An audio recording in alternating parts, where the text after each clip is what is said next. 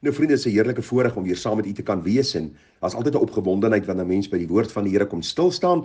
En ek wil u vanmôre groet met die woorde van Nehemia 8, daar in die 11de vers. Nou, u sal onthou Nehemia was 'n man wat geweldige uitdagings in die oë gestaar het met die opbouing van die mure van Jerusalem, die vyhandigheid van mense binne, die laar en buitekant. Daar was soveel uitdagings en Nehemia kom na die volk en hy sê vir hulle: "Wees dan nie bedroef nie, want die blydskap in die Here, dit is julle beskutting." Ag vriende, as ons maar die praktiese beeld kan gebruik, dis soos wanneer daar 'n storm buitekant woed en ek sit veilig in my studeerkamer of veilig in my sitkamer en die ou hietertjie is aan en ek geniet die lekker atmosfeer binne my huis ten spyte van dit wat in die natuur aan die gang is. En so ook is dit in die geestelike lewe. Ons is nie gevrywaar van hartseer, pyn, droefheid, misverstande en al die dinge wat in 'n gefalle wêreld ons deel is nie. Maar ons as kinders van die Here kan 'n ander belewenis hê daarvan in die sin dat ons te midde van die storms 'n veiligheid in die Here geniet. Daardie pragtige haleluja lied sê: "As die lewensstorme woedend om jou slaan en jy gans onmoedig vrees om te vergaan, tel jou seëninge een vir een en jy sal verbaas wees oor wat God jou skenk." En dis presies wat Nehemia hier sê. Ten spyte van die uitdagings, ten spyte van die stryd, ten spyte van die dinge wat gebeur, onthou die blydskap in die Here is julle beskutting. Dinge gaan nie net altyd verkeerd loop nie. Dank die Here vir die wonderlike seëninge en mag sy blydskap jou aanvuur om jou beste vir hom te gee elke dag. En wanneer jy miskien voel ek het niks om oor bly te wees nie, gaan sit stil en dink oor al God se seëninge in jou lewe en vra die Here: Here, help my dat hierdie blydskap in U vir my soos 'n beskutting, soos 'n huis sal wees teen die storms van die lewe. Mag die Here ons daartoe genade gee. Nou, vanmôre gaan ons 'n baie interessante gedagte hanteer en u sal sien die tema is 'n baie interessante vraag. Nou, dis maar 'n sekere uitvloeisel van ons Pinksterreeks en mense wat Pinksterreeks al geluister het en vra wat na vore kom. Nou, ons het vir 'n hele klomp weke stil gestaan by die ware betekenis van Pinkster. Baie dankie vir elkeen se terugvoering, vir elkeen se positiewe gedagte van dat u sekere goed die eerste keer verstaan. Ek is dankbaar teenoor die Here en ek pleit by die Here dat ons saam sal groei in die geloof. En onthou, as daar enige tyd 'n vraag is, vra en ek kan op die gepaste tyd dan net vir die antwoord gee en miskien ook dit so op die groepie plaas, juis omdat daar ander mense kan wees wat presies dieselfde vraag as u het.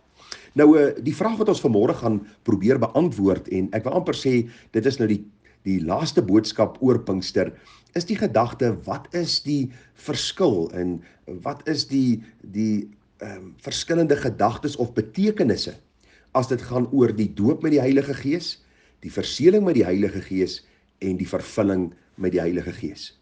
Nou, baie kinders van die Here worstel oor hierdie gedagte, want daar word vir hulle geleer dat die doping met die Heilige Gees is iets wat losstaande van my wedergeboorte is. Dis iets wat later gebeur in my lewe waar die Heilige Gees my doop en dan sal ek onder die water deurgaan en ek sal in 'n vreemde taal praat en dit is die doping met die Heilige Gees. Ander weer sal sê, weet jy wat, die doping met die Heilige Gees is nie eintlik belangrik vir die kerk van Jesus nie en ons kan nie werklik verstaan wat dit beteken nie. En dan ook die verseëling met die Heilige Gees, daar is 'n debat oor verseël God ons regtig deur sy Gees of kan die kind van God weer verlore gaan? En dan die vervulling, is dit eenmalig, is dit iets wat elke nou en dan gebeur, is dit daaglikse proses en ek gaan probeer om dit kort en bondig vir u te beantwoord, want ek dink die woord is nie baie kompleks en ingewikkeld oor hierdie drie sake nie. So kom ons beantwoord die interessante vraag: wat is die verskil tussen die doop met die Heilige Gees, die verseëling met die Heilige Gees en die vervulling met die Heilige Gees? Nou, die eerste gedagte, die doop met die Heilige Gees, vriende, is nie iets wat losstaande van jou redding is nie. Dis nie 'n doop waar jy deur 'n doopbad gaan en ander kant uitkom en dan in 'n vreemde taal praat en nou is jy gedoop met die Heilige Gees nie. Glad nie. Die Bybel gee vir ons die antwoord wat die doping met die Heilige Gees beteken. Nou, volgens die Bybel, vriende, is die doop met die Heilige Gees wanneer die ongeredde tot geloof kom. Met ander woorde, hy word gered. Die ongeredde kom tot geloof en God lyf hom nou in en maak hom deel van sy familie, van sy kerk of dan van sy liggaam, soos die Bybel dit vir ons noem. Jy sien, dit is presies wat op Pinksterdag gebeur het. Onthou, voor Pinksterdag het die Heilige Gees nie in harte kom woon nie. Die Bybel is baie duidelik daaroor dat die Here nog nie opgevaar het nie en ek het klaar vir u dit verduidelik. Ek gaan nie verder daaroor tyd spandeer nie. Maar nou sê die Bybel vir ons baie duidelik dat by Pinksterdag het die Gees die heel eerste maal nou permanent kom woning maak in die harte van sy kinders. En dit noem ons die doping met die Heilige Gees. Kom ek lees vir u, dat u self kan hoor wat sê die Bybel. 1 Korintiërs 12 vers 12 sê vir ons, want net soos die liggaam een is, en baie lede het, en al die lede van die een liggaam, alles hulle baie een liggaam is, so ook Christus. So wat kom sê die apostel Paulus nou? Kyk na jou liggaam vanmôre. Jou liggaam is een liggaam. Jy kan nie sê jou hand is apart van jou liggaam nie. Jy kan nie sê jou oog het jy nie nodig nie, hy is nie deel van jou liggaam nie. Jou liggaam is van kop tot tone, met al jou ledemate en al jou sintuie en al die dinge, dis deel van jou liggaam. En dis die gedagte wat die apostel Paulus vir ons wil kom deurgee. Nou sê vers 13, want ons is almal ook deur een gees gedoop tot een liggaam, of ons Jode of Grieke is, slawe of vrymanne, en ons is almal van een gees deurdronge. So hier's die antwoord. Die dooping met die Heilige Gees is eenvoudig wanneer die Gees ons doop in die liggaam van Christus. Ons word nou ingelyf in die liggaam van Christus. Ons word nou deel van die kerk van die Here Jesus. Dis iets wat God doen, vriende, en die resultaat sal wees die vrug wat ek dra.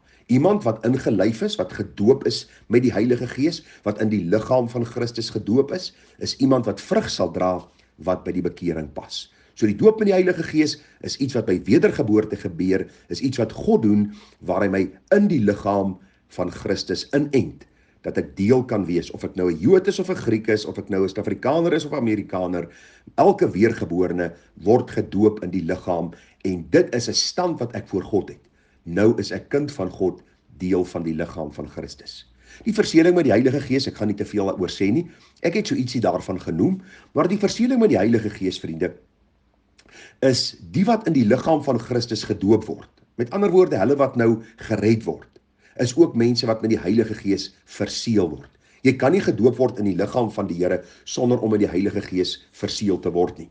Jy sien, dit is onmoontlik om deel van God se kudde te wees en nie verseël te wees nie.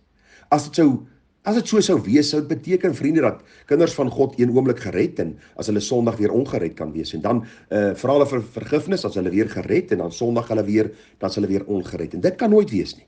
Die verseëling beteken eenvoudig, soos ek vir u verduidelik het, dis God se seël wat hy vir ons gee, sy Heilige Gees. Dis amper soos 'n verloving, die verloofring wat die vrou kry, en sy weet daar sal 'n huwelik plaasvind. Dieselfde wat God doen, die wat hy gedoop het in sy kerk, in deel van sy kerk en sy liggaam. Ons praat nou nie van 'n fisiese kerkgebou nie, ons praat van die kerk van die Here Jesus reg oor die wêreld, die ekklesia, of die uitgeroepenes, of die weergeborenes, vir hulle wat gedoop word met die Heilige Gees in die liggaam van Christus, is ook hulle wat verseël word met die Heilige Gees. Efesiërs 4 vers 30, en bedroef nie die Heilige Gees van God nie, deur wie hulle verseël is tot die dag van verlossing. So dit is baie belangrik, dat ons sal moet onthou dat die doping met die Heilige Gees vind plaas by wedergeboorte, en so ook die verseëling met die Heilige Gees. Dis iets wat God doen, en hoe weet ons dit het plaasgevind in ons lewe, is die vrug wat ons nou dra. Dit is die vrug van die Gees wat ons dra, omdat die Gees ons in die liggaam van Christus gedoop het, ons verseël het, en die Bybel sê, die goeie werk wat hy begin het, Filippense 1 vers 6, sal hy voleindig tot op die dag van verlossing. Nou, die derde ene, die vervulling of die invulling met die Heilige Gees. Wat beteken dit? Daar in Handelinge 4 vers 8 lees ons, daarop sê Petrus, vervul met die Heilige Gees aan hulle owerste van die volk en ouderlinge. So met ander woorde, weer eens die gedagte dat Petrus vervul was met die Heilige Gees. Handelinge 4:31, en toe hulle gebid het, is die plek geskit waar hulle saam was, en hulle is almal vervul met die Heilige Gees, en hulle die woord met vrymoedigheid gespreek. Efesiërs 5 vers 18, moenie dronk word van wyn nie, daarin is losbandigheid, maar word met die Gees vervul. Nou vriende, dit beteken letterlik, dat ons daagliks moet oorloop van die Heilige Gees. Daagliks moet wandel in die krag van die Heilige Gees. Konstant my afhanklikheid aan die Gees verklaar. U sal elke keer sien wat hier gebeur is. Die Bybel sê in Handelinge 4:31, hulle almal is vervul met die Heilige Gees en hulle die woord met vrymoedigheid gespreek.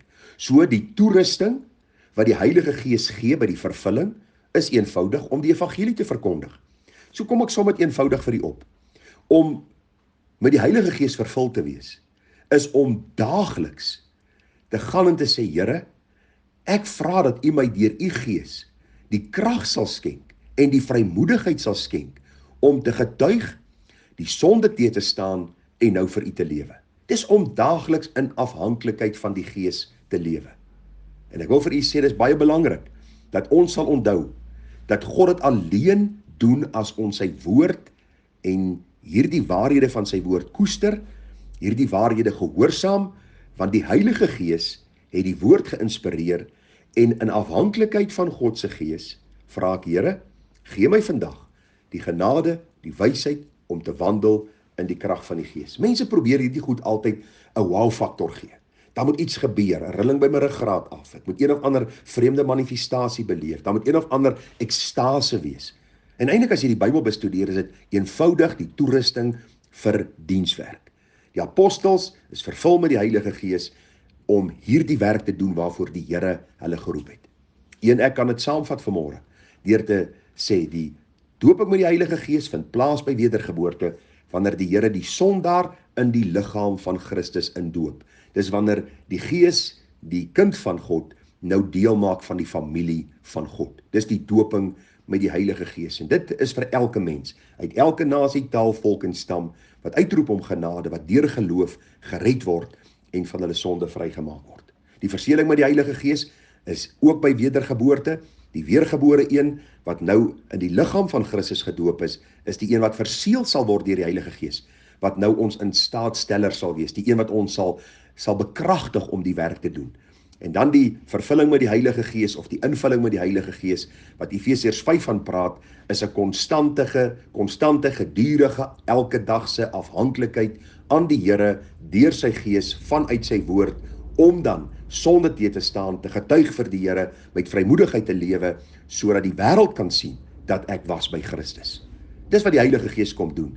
Hy doen nie snaakse goed met ons nie, maar daar's 'n konstante afhanklikheid wat ons verklaar aan die Gees, en soos ons deur die woord God beter leer ken, ons afhanklikheid meer aan hom verklaar, ons wil al hoe meer aan hom ontwerp, des te meer ervaar ons die krag van die Heilige Gees, wat ons vul om die werk te doen wat God van ons vra.